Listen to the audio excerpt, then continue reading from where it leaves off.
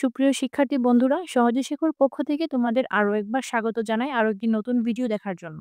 আজকে আমরা unit 1 lesson 1 people's মিউজিকের আ বি এর যে টেক্সটটি আছে সেটি তোমাদের অর্থসহ বুঝিয়ে দেব। তাহলে চলো শুরু করা যাক।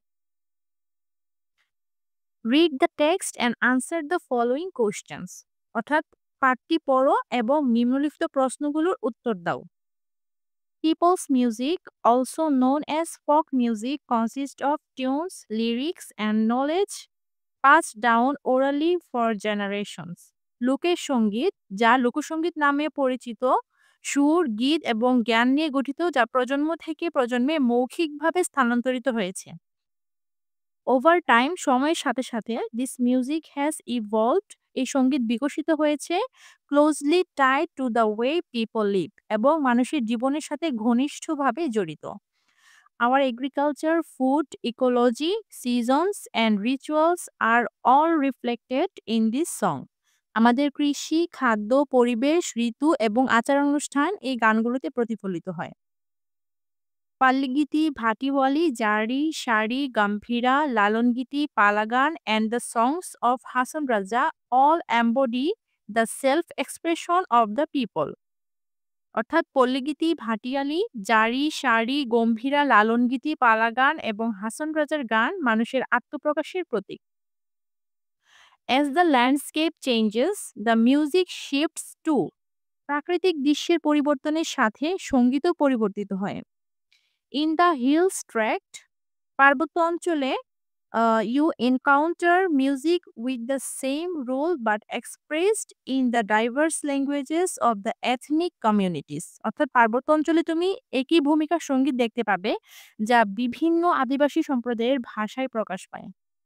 The instruments used for folk music are crafted from materials found in the surrounding animal skin, bamboo, and calabash are common examples.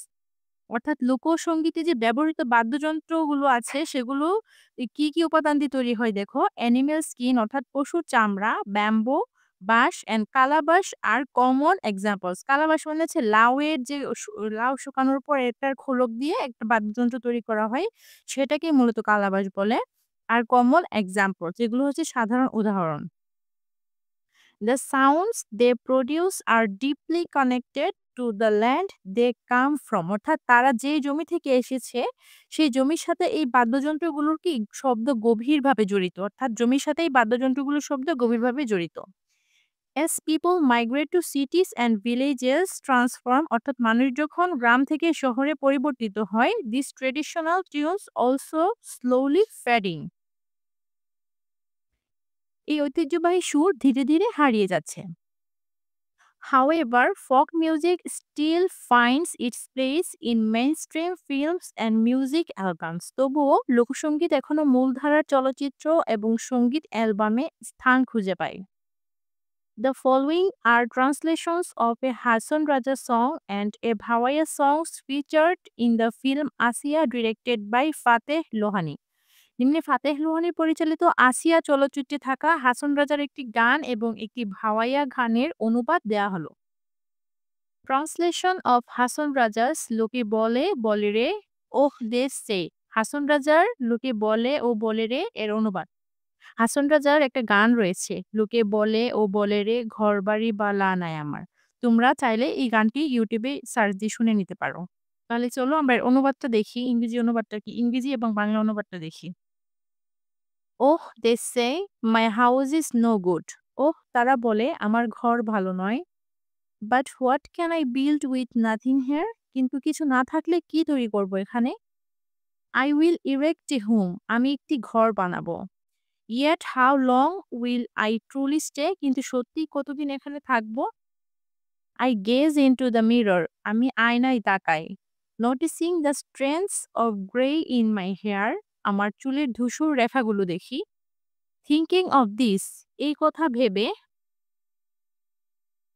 Hason Raja never built এ ডোয়েলিং, হাসন রাজা কখনো একটি বাসস্থান তৈরি করেননি।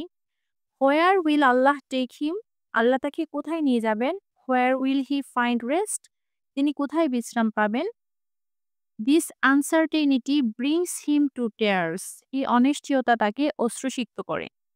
If only Hason Raja had known his days, যদি হাসন রাজা তার দিনগুলো জানতেন, he would have painted these rooms in vibrant hue. অর্থাৎ তিনি তার ঘর উজ্জ্বল রঙে রাঙিয়ে তুলতেন। ওহ, they say my house is no good.